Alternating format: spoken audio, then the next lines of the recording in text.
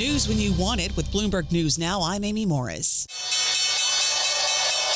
And there's your closing bell for this Monday on Wall Street, where dip buyers helped lift stocks with some renewed enthusiasm over AI. We bring you the closing numbers each day here at Bloomberg.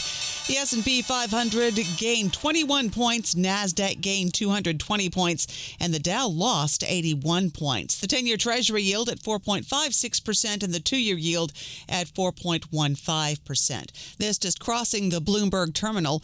President Trump has nominated acting U.S. Attorney General Todd Blanche to fill the position on a permanent basis.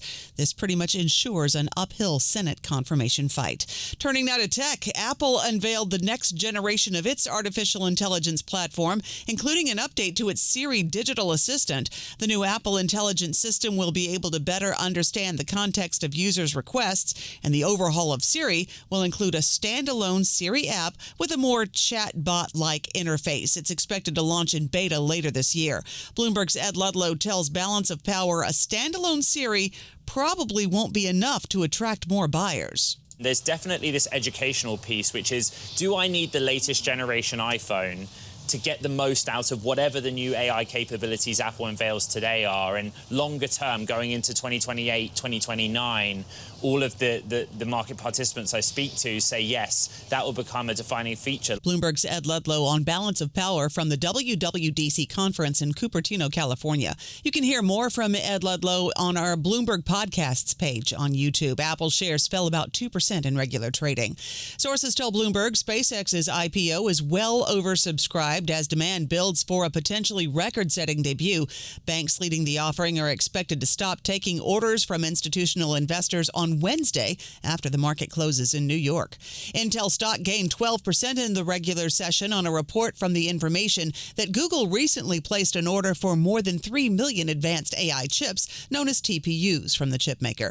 The report also says several other major AI chip designers, including NVIDIA, are turning to Intel as a backup manufacturer. A federal judge struck down a $100,000 fee President Trump ordered for H-1B visa applications. The judge ruled the fee is an unlawful tax and must be vacated, and the government says it will appeal. The move was designed to restrict immigration and boost demand for U.S. workers. H-1B visas are often used by tech companies that rely on hiring skilled foreign workers.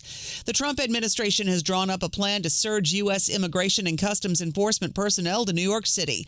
President Trump's Border Czar Tom Homan told Fox that he'd warned New York Governor Kathy Hochul about the surge before she signed a bill last month that curbs operations and bans masked ICE agents in New York. I made her a promise. You're going to see more ICE agents you ever seen in New York City, and it's coming. I just reviewed an operational plan. I'm not going to tell you exactly when it's going to happen, but it's coming.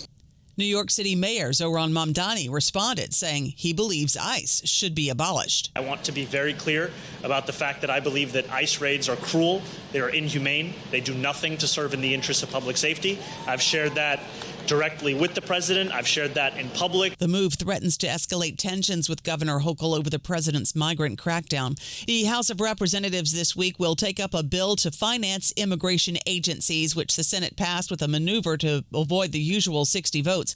Chairman James Comer of the Oversight Committee thinks the House can keep Republicans in line to pass the bill. The leadership thinks that enough members are going to be here to where we can in fact pass what the Senate passed last week. What I always say about Congress, the biggest problem with Congress is there are too many congressmen.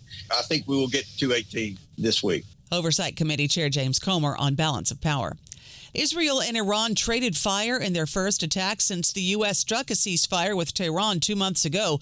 The Iranian military now says it is halting offensive operations, and Israeli Prime Minister Benjamin Netanyahu says the Israeli military is holding their fire in Iran for now. WTI now nearing $92 a barrel, and Brent crude topping $94 a barrel. But there are other geopolitical conflicts on the U.S. radar. It's news when you want it with Bloomberg News Now. I'm Amy Morris, and this is Bloomberg.